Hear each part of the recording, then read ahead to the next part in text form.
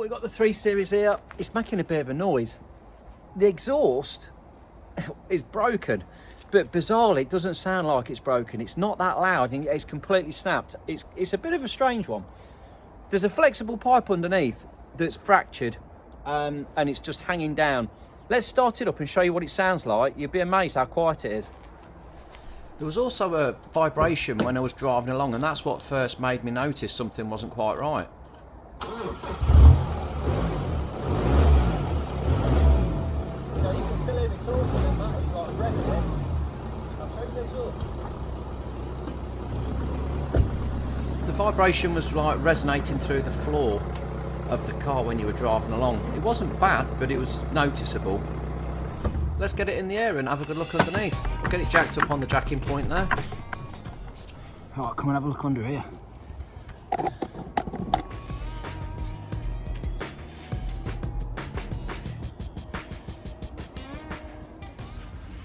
So you can actually see now the exhaust here is completely broken. The braided outer sheath there on this flexi pipe lock has completely come away, and the whole of the exhaust is just hanging on by a tiny piece of braid there. So we're going to have to replace this. Right, first thing I'm going to have to do, I've just dropped an axle stand in there just to give us a bit of security, and we'll take out these 8mm under tray bolts. There's quite a few of them dotted about all around this under tray. Some of the heads on them are corroded. They're into these little captive self-tapping fixings that corrode as well, so the mould grips have had to come out. Here it comes, here it comes. I put links in the description for all of the tools and parts.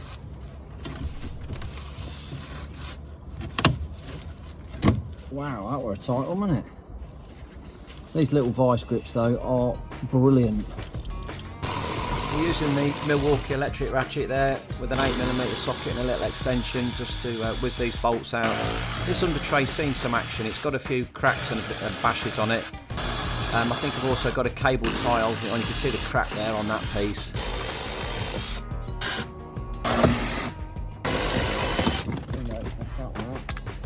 Last one are hanging.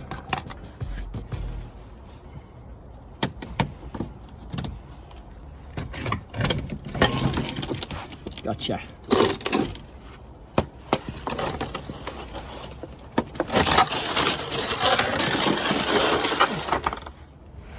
There you can see it now, the under tray's off. We've got this section of pipe here, this flexi hose on the bottom of the DPF.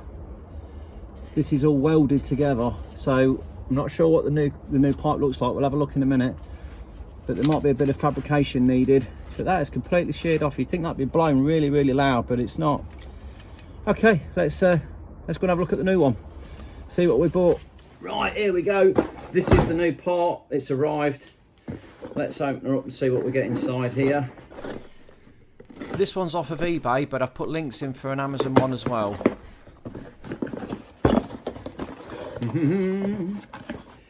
Well, got a bit of jolly gunk. We've got a new piece of pipe that looks considerably smaller than the old one. I hope it's not.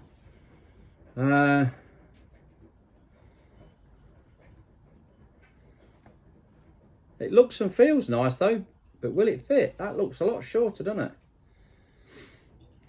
it? Got a nice big clamp though with it. Let's go and see if it's right or wrong. Oof. Okay, here we go. Here's the new piece. Oh, do you know what? It don't look too far off. So the idea of this is we're going to cut out this old flexible section. We've got to clean up this lip here, and the new one clamps in. It's that way round. That will sit around the outside of the bottom of the DPF there and clamp up, and that pipe there will obviously go into the old exhaust section. So it's going to sit something along the lines of that, and hopefully it'll fit. So let's get this one cut off. We've got a, if you've got an angle grinder, you could angle grinder. I've got a little cut-off tool on the air line there, so that should be a bit easy to get at with this one being a bit tight under here. So I'll give it a go. We'll see if we can get it cut off with that. I'm gonna have to replace this clamp as well, I believe. That's got a bit of a crack going on under there, so I might end up having to change that. I'll see how bad it is. It might just be a bit of corrosion, but it looks like a crack to me.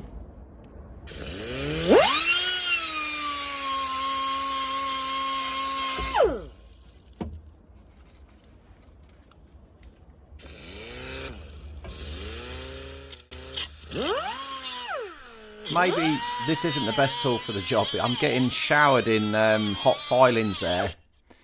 It's got no shield on it, this one. It's an open tool, so I might have to change a plan and go for the angle grinder with a bit of protection on it. It's also quite difficult to get in there. It's not as, cause it's got the pipe on the back and stuff. It's not as easy as I thought it would be with this cutter.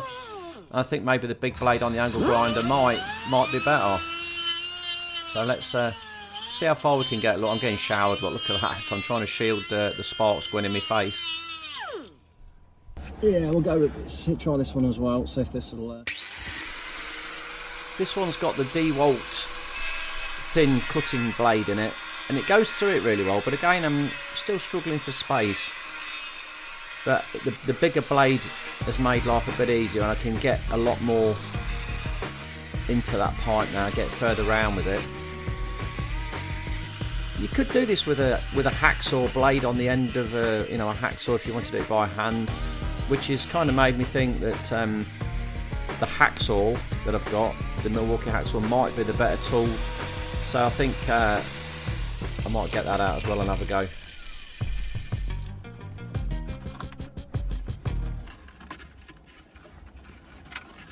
It's tricky to get at. It's tight under there. I might try the hacksaw and just see if that will get at the top bit. I don't want to destroy everything, but if I get the hacksaw and see if I can get a tip with that.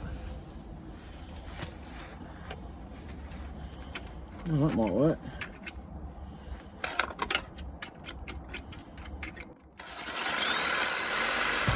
The one thing that I don't want to do is the blade to go high and punch through that heat shield that's above it, the nice aluminium heat shield there. So I've got to be really careful that the blade isn't too long and it's going to go high and bash that, which has made me sort of hang it low and then I go and whack the end. Oh dear, look at that. I'll try and carry on a little bit with it and see if I can just... I think this is going to need straightening though. Look at that.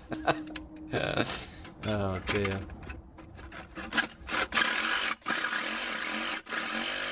This is a cracking bit of kit though. I should have used this from the out. I think if I'd have got that straight away rather than the grinder, I could have gone straight through that whole pipe there and made a really neat job of it and got it off in one hit. But this is tough. It's tough metal. It's quite hard to cut through. Straighten it out a bit. See if that will go in again.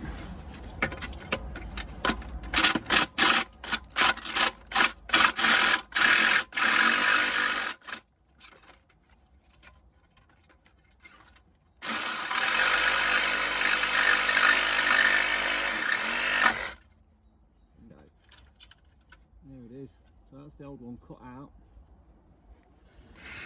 Now we'll get started with this clamp. I'm going to just cut through that really thin piece there. I'm using this little wheel again. It's quite controllable and nice. This clamp has also got a single spot weld on it that goes to the side of the pipe. So it's a part of the actual, if you bought it complete, it would come on that exhaust pipe. But I'm going to whack it off and just bend it and release it from that. There we go, look, that's got that.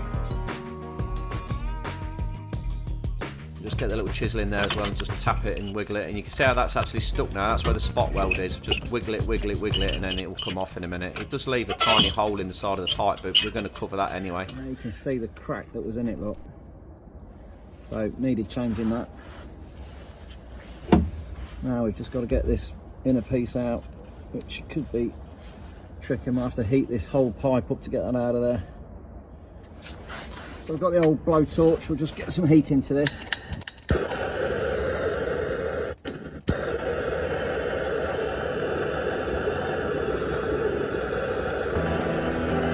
blowtorch is running on MAP gas, which is a lot hotter. It burns hotter than the normal standard butane stuff. I'll get the big grips in there and see if we can shift it. Yeah, here it comes. Here it comes.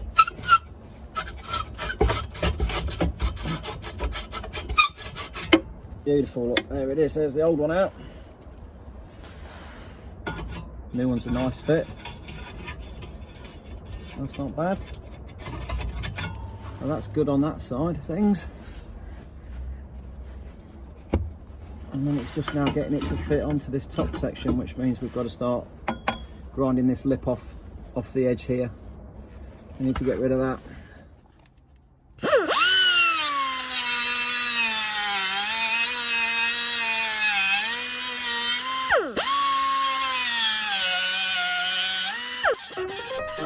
There are some other pipes and different modifications for this repair. I like this one though because you could do it all in situ without any welding. I didn't really want to have to take this whole DPF catalyst box off there, the exhaust silencer off there, because well, you're opening yourself up to a load more problems. So this is a little bit fiddly, but because it's all in situ, I'm loving it. I'm thinking that if this works, it's going to be a brilliant repair. Well worth the £31.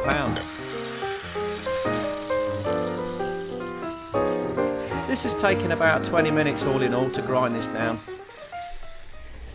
Okay, so we ground it a bit more, and finally this is now a nice snug tight fit onto that bottom of that DPF now. It's tight, it's lovely.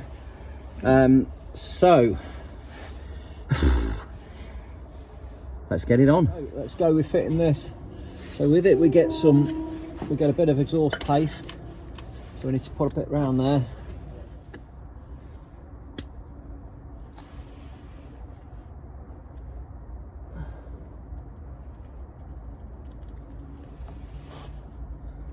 This is nice stuff.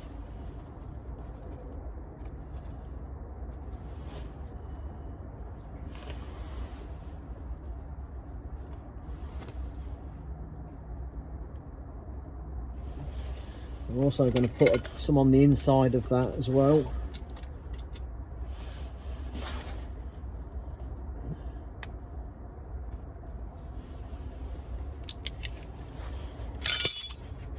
So we'll get some round the inside of this.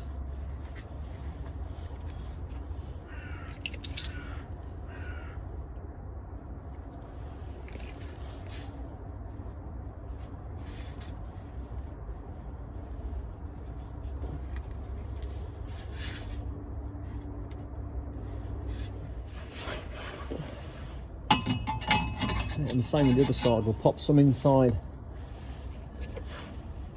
Let's get some inside there.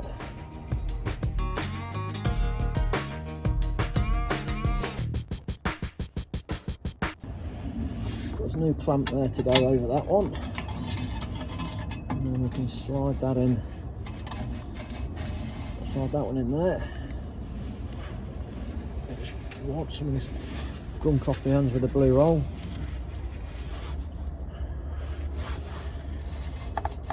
Try and get the angle and the dangle about right on there. Clamp on.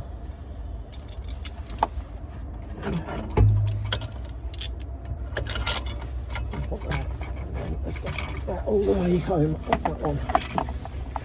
Now this doesn't go on far, it's only got a short stub, you're talking about an inch or so, but if you can get it right on there, it's got plenty to grab hold of. That looks absolutely brilliant. I'm really pleased with how that's gone up there. Just get the grips on it and just give it a little. Yeah, that's tight. That's gone on nicely. Alright, so we can now get the clamp up and then twaz that up there.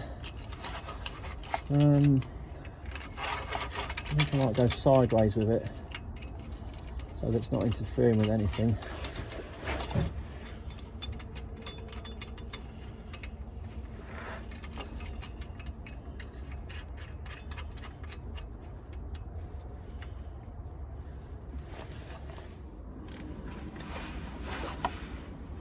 get that lined up with on it. And start to do these up.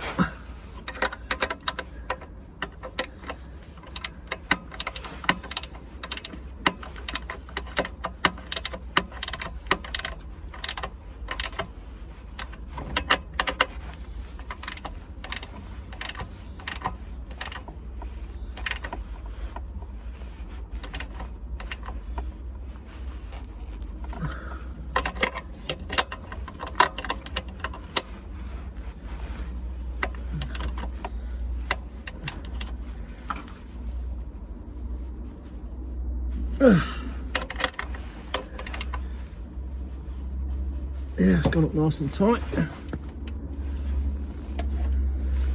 And we'll do the same with this one.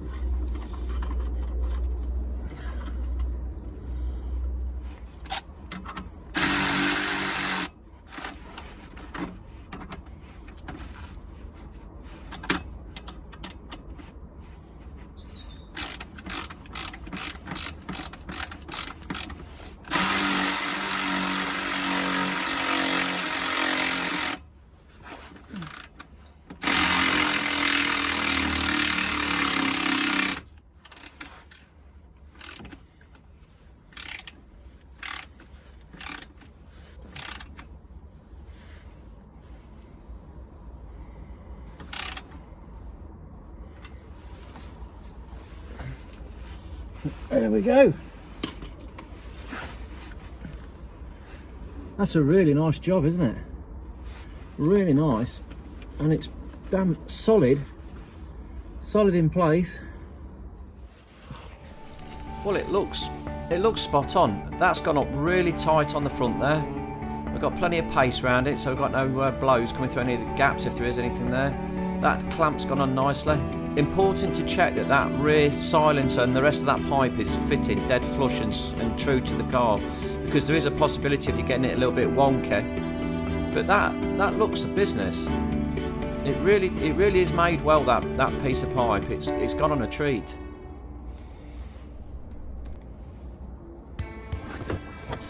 So we can throw this under tray back on again, changing any of the little fixings if you got any that are a bit dodgy. I'm going to have to put a couple of cable ties on a few of these bolts where it's cracked. But other than that, we'll just whizzle these little 8mm bolts back up again into place. These under trays are beautiful, and they do not protect the car and keep it clean underneath. I mean, the aerodynamics of the underside of these BMWs is second to none. Right, that's all fitted on nicely. Let's fire the car up and just make sure we've got no silly nonsense going on.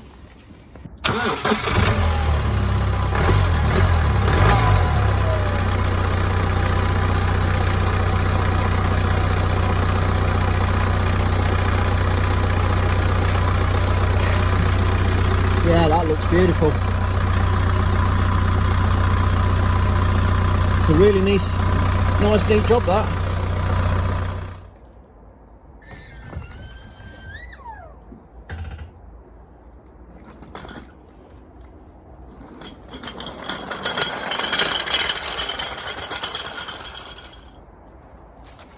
So there we have it, all sorted.